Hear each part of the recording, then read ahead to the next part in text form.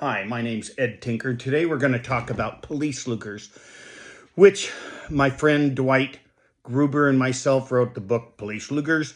So we're fairly knowledgeable, but there's a lot of myths and stories and wrong things. But first, let's talk a little bit about how police lugers came to be. Prior to World War I, the Germans obviously had police, but you didn't really see them as a organized body as you did after World War I, and of course up to the Weimar period and into World War II.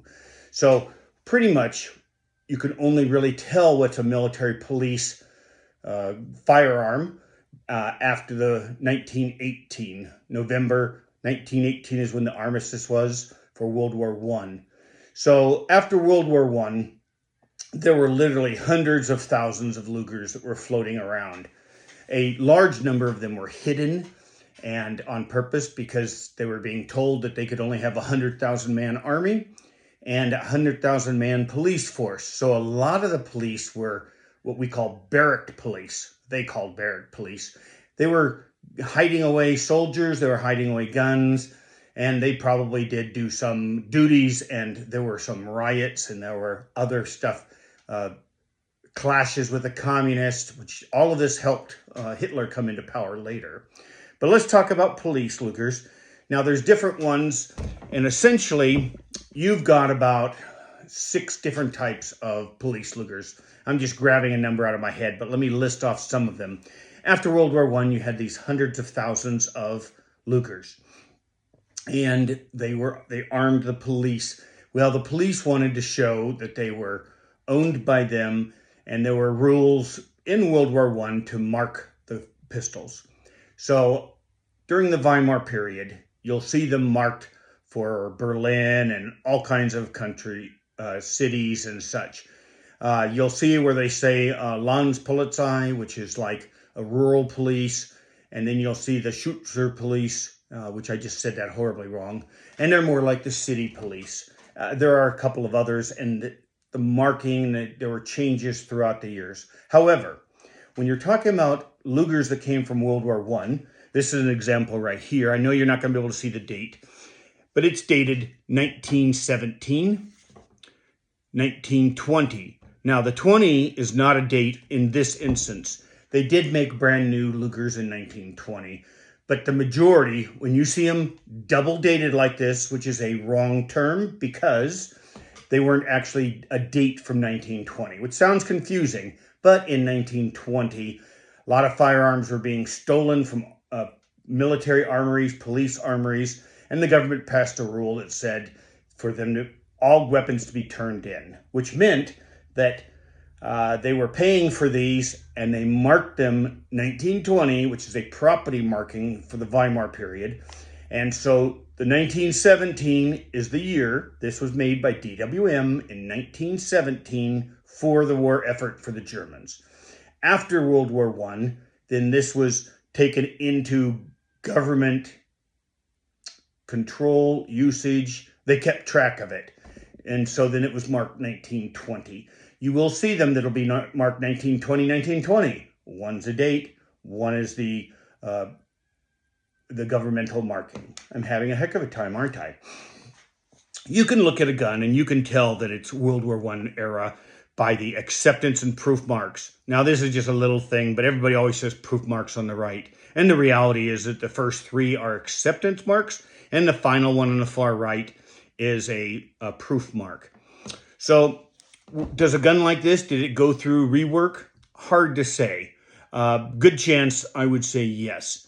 Then you have the after 1919, 1920. I have never seen a 1919 dated luger, although a friend or two has seen a 1919, and I tried to buy a 1922 that looked fine to me. Wasn't being sold as anything special, but the guy didn't want to sell that particular one. He was selling a collection. But on police lugers, so all these lugers, they actually started making new ones, which was my previous one video on Simpson lugers, and they made about 11,800 or so of them. And DWM also started making them for the Army later, but they were hiding them or selling into the police because DWM was not supposed to be making military arms after World War I. During the Weimar period, we'll take this one as an example. This particular one was marked here, and it says SPD, and it's marked down on the toe. The vast majority of them, if they're marked right along here. If you find them on the back, they're generally Navy, or a previous tape where I showed that there was one that went to South Africa. But generally, for police, they're always marked on the front. There's a few exceptions, I'm sure, but the vast majority are marked on the front. They're all 9mm, although I'll show you one that was originally 7.65, and they did change the barrels on them.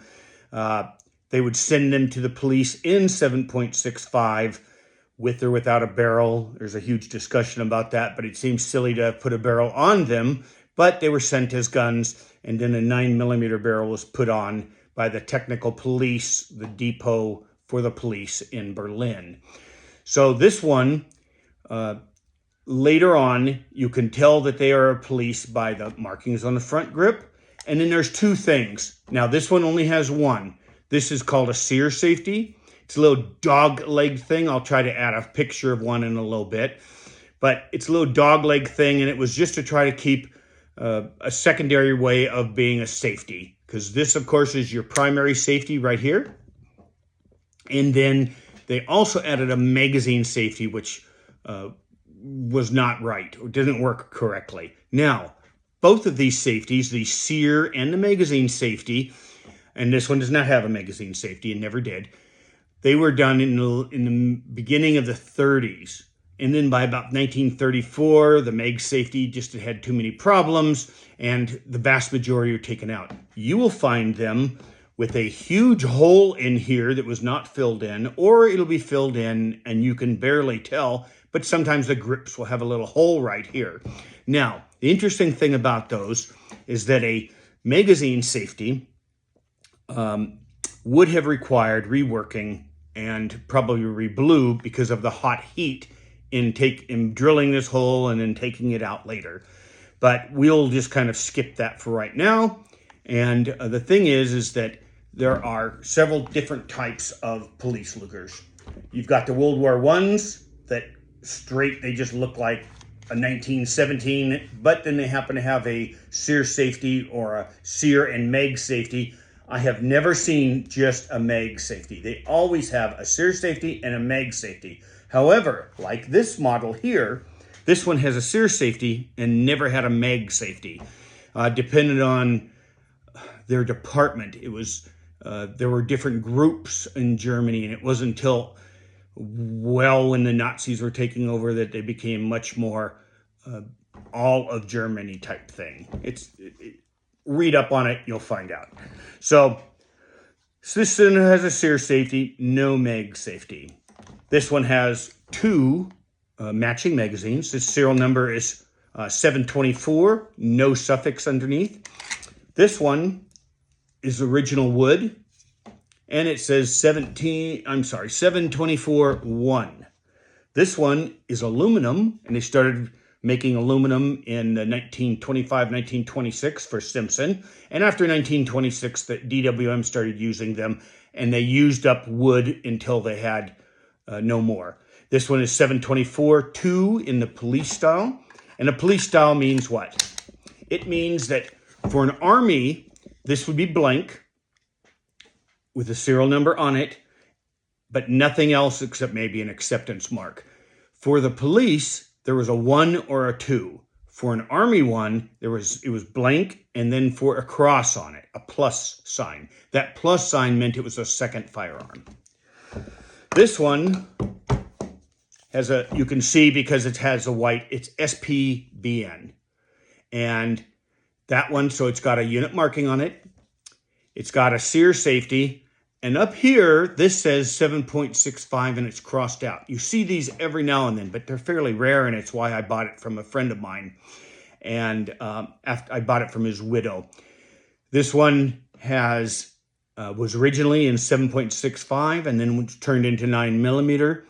And I believe most likely the reason is that they had a bunch of 7.65. Now this is 7.65 is not 7.65 or 32 ACP. It's 7.65 luger or 30 luger. And I believe that this is like was for the railroad or something like that, or they had 130 lugers in their service. And when they started switching everything over to 9mm, they crossed out the 7.65 so nobody would use it that way. So let's talk a little bit about police holsters. This is your typical police holster.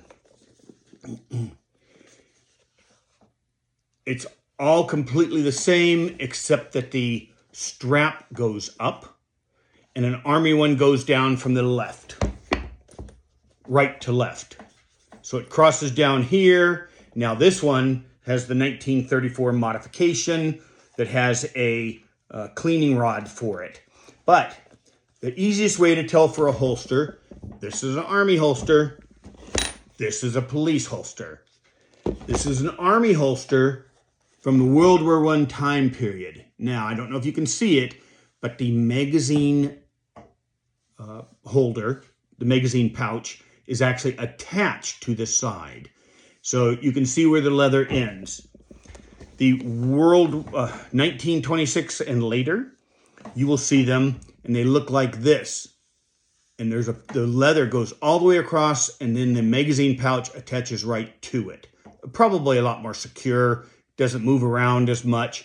So those two things, you'll see them with the police style, and then also almost all of the police ones, unless they're a modified World War I, which is very common.